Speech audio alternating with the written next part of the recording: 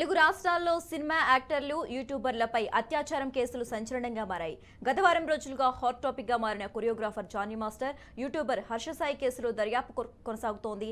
తాజాగా మరో famous folk writer, singer Mallik తేజపై అత్యాచారం కేసు నమోదైంది. జగిత్యాల జిల్లాకు చెందిన సుద్దాల మల్లిక్ తేజపై ఓ యువతి బలాత్కారం కేసు పెట్టింది. యూట్యూబ్ ఛానల్స్ లో ఫోక్ సింగర్ గా గుర్తింపు తెచ్చుకున్న సదరు యువతి తనను మల్లిక్ తేజ మోసం చేశాడని పోలీసులను ఆశ్రయించింది.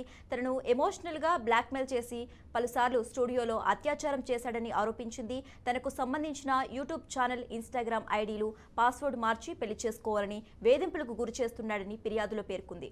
బాధితురాలి ఫిర్యాదు మేరకు పోలీసులు కేసు నమోదు చేసి దర్యాప్తు చేస్తున్నారు. అయితే వీరి ఇద్దరూ చాలా ఫోక్ సాంగ్స్ చేసి గుర్తింపు పొందటమే కాక గతంలో అనేక టీవీ షోల్లో సైతం కలిసి పాల్గొన్నారు.